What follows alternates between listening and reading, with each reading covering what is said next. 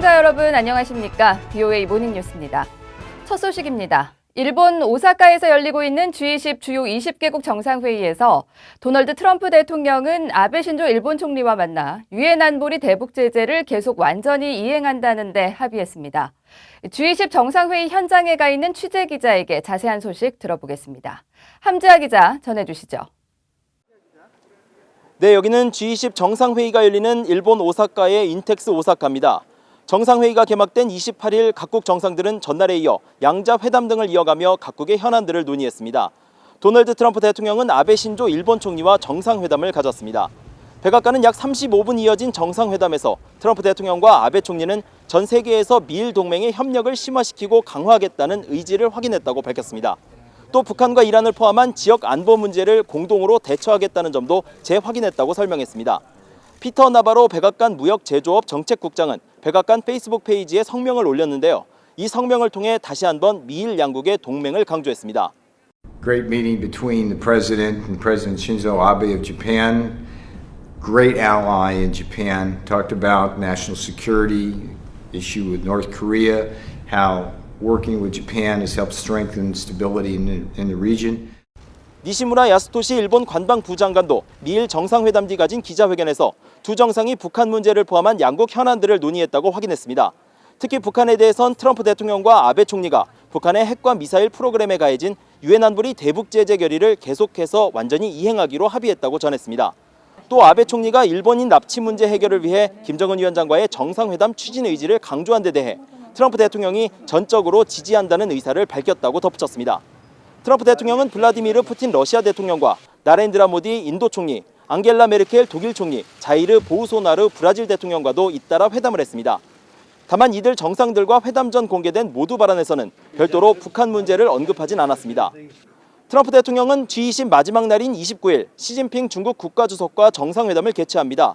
이어 한국으로 이동해 1박 2일 일정을 진행하며 대북 메시지를 밝힐 예정입니다.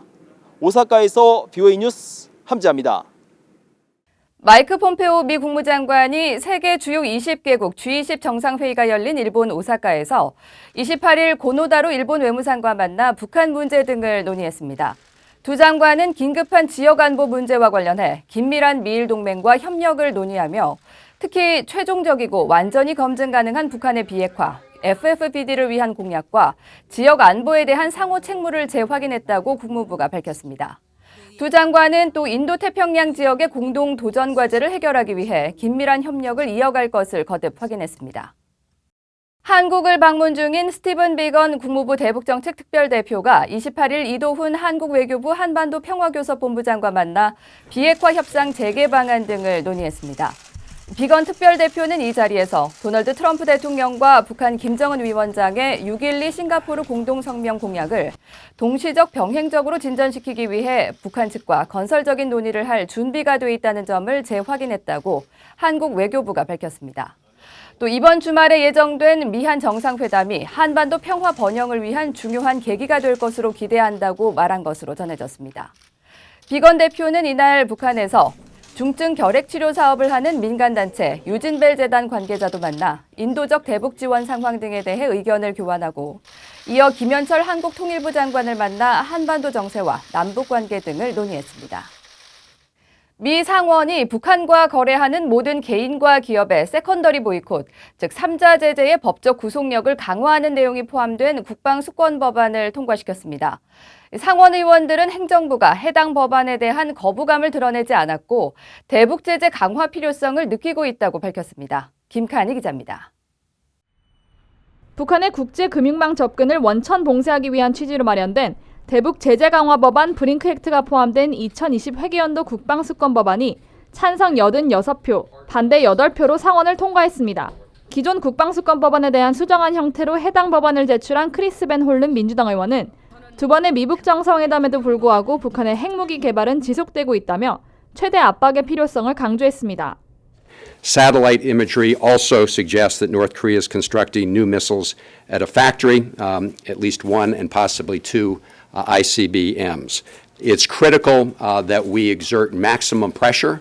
북한에 억류됐다 송환된 뒤 숨진 미국인 대학생 오토 원비어의 이름을 딴 오토 원비어 대북은행 업무 제한 법안 브링크 액트는 세컨더리 보이콧, 즉 3자 제재에 해당하는 개인과 기업의 달러 접근 차단 조치를 더 강화하고 법적 구속력을 부과했습니다. 이번 제재 강화 조치는 북한과 계속 거래하는 중국 대형은행을 겨냥하고 있습니다. They would present Chinese banks with a very simple choice.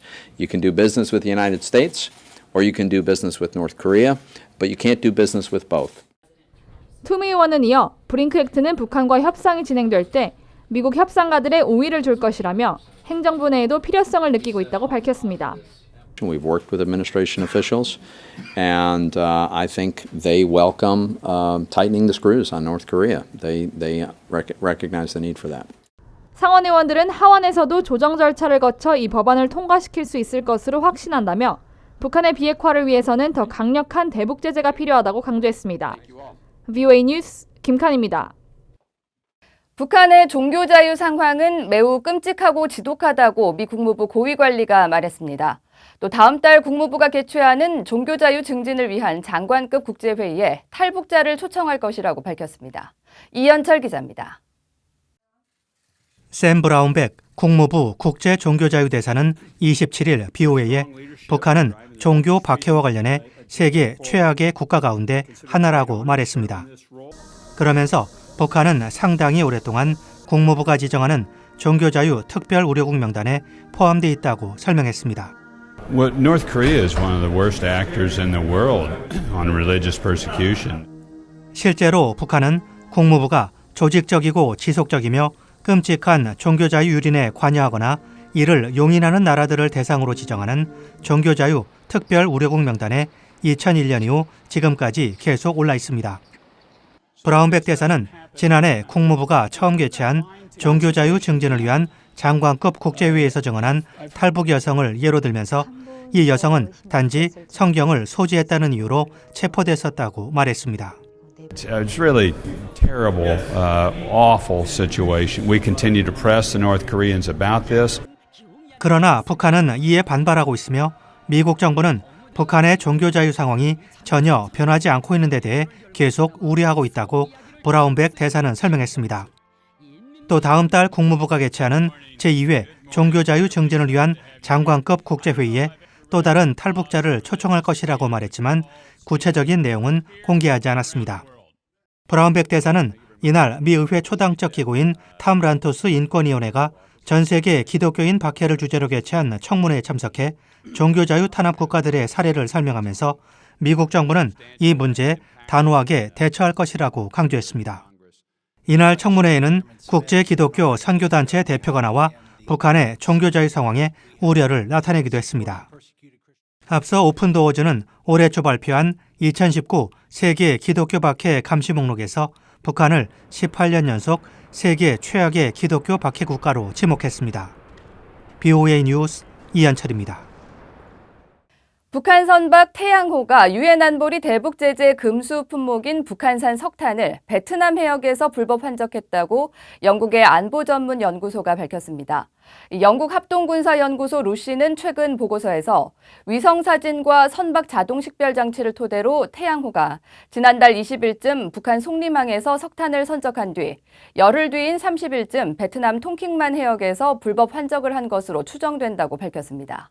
또 태양호는 160만 달러어치의 석탄을 실을 수 있다고 추산하면서 태양호는 불법 환적 과정에서 대북 제재를 회피하기 위해 몽골 선적인 크리스퍼 신가호의 선박 정보를 이용해 선박 자동 식별 장치 신호를 위장했다고 설명했습니다.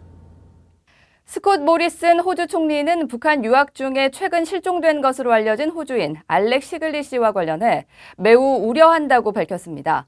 G20 정상회의 참석을 위해 일본 오사카를 방문 중인 모리슨 총리는 28일 호주 방송과의 인터뷰에서 호주 정부는 시글리 씨의 행방과 상황에 대한 정확한 파악을 최우선으로 생각한다며 이같이 말했습니다. 그러면서 각국이 안타까움을 전하고 기꺼이 돕겠다는 의사를 밝혔다면서 이 문제에 계속 노력을 집중하고 확실한 진상을 파악한 뒤 조치에 나서겠다고 말했습니다. 북한 당국은 시글리 씨 행방에 대한 입장을 밝히지 않고 있습니다. 이상으로 VOA 모닝뉴스를 마칩니다. 시청해주신 여러분 고맙습니다.